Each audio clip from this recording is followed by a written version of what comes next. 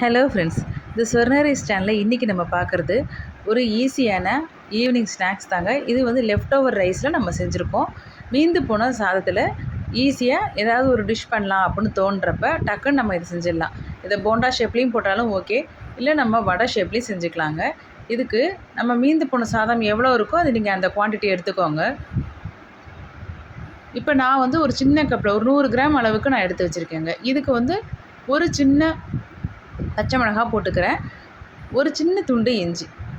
நீங்கள் ஒருவேளை சாதம் கொஞ்சம் கூட இருக்குது, நிறைய நபர்கள் இருக்காங்க அப்படின்னாக்கா நீங்கள் கொஞ்சம் கூட எடுப்பீங்கள்ல, அப்போ நீங்கள் அதுக்கேற்ற மாதிரி மிளகாவையும் இஞ்சியவும் கூட போட்டுக்கோங்க. இப்போ இதுக்கு வந்து ரொம்ப தண்ணி சேர்த்துட வேண்டாம், ரொம்ப கொஞ்சமாக ஒரு 2 டீஸ்பூன் அளவுக்கு தண்ணி போட்டாலே போதும். அதை வந்து நம்ம மிக்சியில் ஓட விடுறதுக்காக தான் அந்த தண்ணியுமே நம்ம சேர்க்குறோங்க. இப்போ இதுக்கு வந்து தேவையான அளவு உப்பு, கருவேப்பிலை, கொத்தமல்லியை சின்ன சின்னதாக கட் பண்ணி வச்சுருக்கேன்.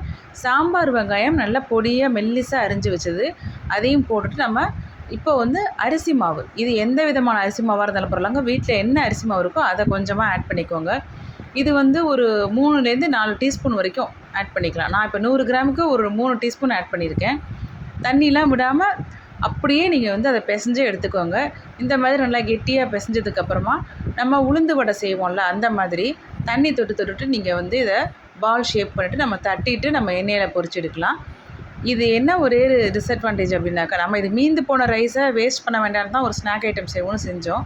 ஆனால் இது வந்து கொஞ்சம் கிறிஸ்பியாக தாங்க வந்துச்சு. உளுந்து மெதுவடை மாதிரி உள்ளே சாஃப்டாக மேலே வந்து கிறிஸ்பியாக அந்த மாதிரி இல்லை. இது வந்து நானுமே ஒரு சேனலில் முன்ன பார்த்தது, எப்போவோ ஒரு முறை பார்த்தது.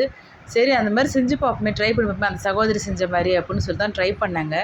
ஆனால் இது வந்து அந்தளவுக்கு அவங்க வந்து சாஃப்டாக இருக்கும்லாம் சொன்னாங்க. ஆனால் அந்தளவுக்கு சாஃப்டாலாம் வரல. இது ஒரு ஹேக் மாதிரின்னு வச்சுக்கோங்களேன். நிறைய பேர் வந்து செஞ்சு காமிப்பாங்கல்ல, அதை நம்ம பார்த்துட்டு செய்யலாமா வேண்டாமான்னு ஒரு டவுட் இருக்கும் உங்களுக்கும்.